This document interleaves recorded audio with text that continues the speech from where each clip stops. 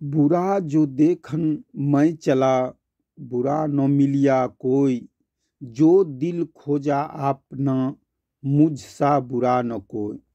फिर से सुनिए। बुरा जो देखन मैं चला, बुरा न मिलिया कोई, जो दिल खोजा आपना, मुझसा बुरा न कोई। यह संत कबीर दास का एक प्रसिद्ध दोहा है, जिसका अर्थ है कि जब मैं दुनिया में किसी को बुरा कहने या बुराई खोजने निकला तो मुझे कोई भी बुरा व्यक्ति नहीं मिला, लेकिन जब मैंने अपने मन और दिल को टटोला तो मुझे एहसास हुआ कि मुझसे बुरा कोई नहीं है।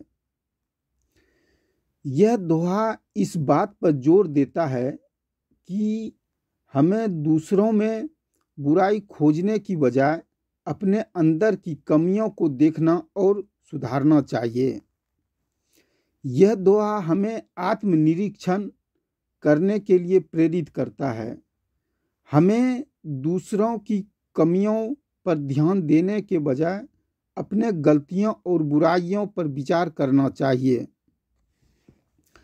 दूसरों में बुराई ढूंढने से हम स्वयं ही बुरे बन जाते हैं, क्योंकि ऐसा करने से हमारे मन में ईर्ष्या और अभिमान आ सकता है, जबकि आत्म विश्लेषण और सुधार से हम एक बेहतर व्यक्ति बन सकते हैं।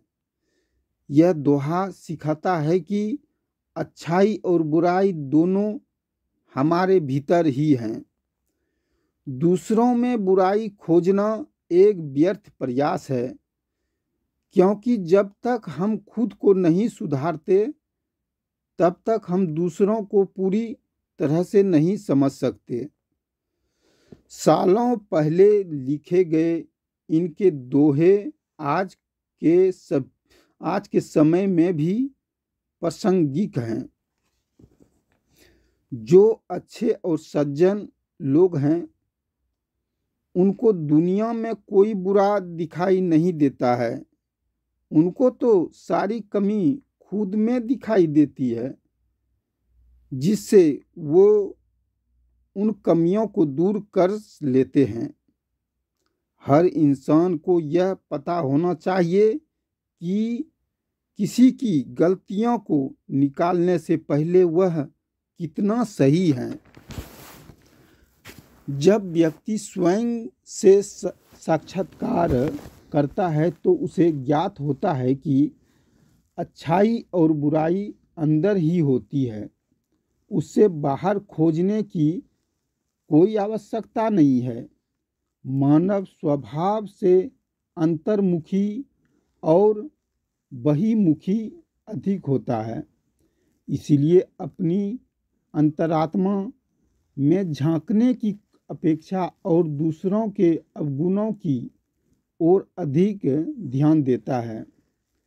प्रायः मनुष्य अपने आप को श्रेष्ठ समझता है और दूसरों को हीन। दूसरों की बुराई ढूंढना, यह दोष देखना सज्जनों का कार्य नहीं है। दूसरों की बुराई देखने को प्रवृत्ति के कारण मनुष्य अपने प्रियजनों से दूर होता जाता है। इस प्रवृत्ति के कारण मित्रों में भी परामर्श मतभेद उत्पन्न होता है, जिससे वैमनस्य बढ़ता है।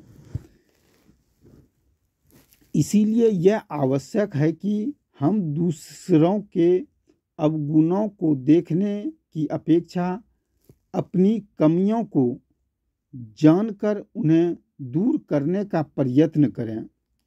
व्यक्ति को आत्मचिंतन की प्रवृत्ति विकसित करना चाहिए।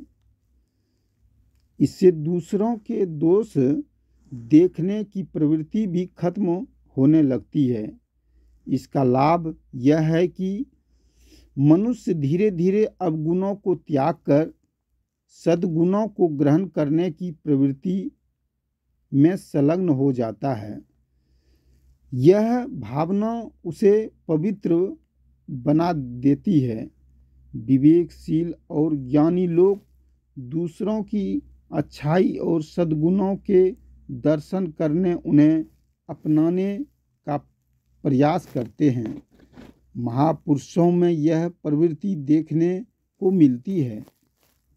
संत कबीरदास हमें सिखाते हैं कि सच्ची समझ और आत्मनिर्माण तब ही संभव है जब हम अपनी गलतियों को पहचान कर उसे सुधारने की कोशिश करें।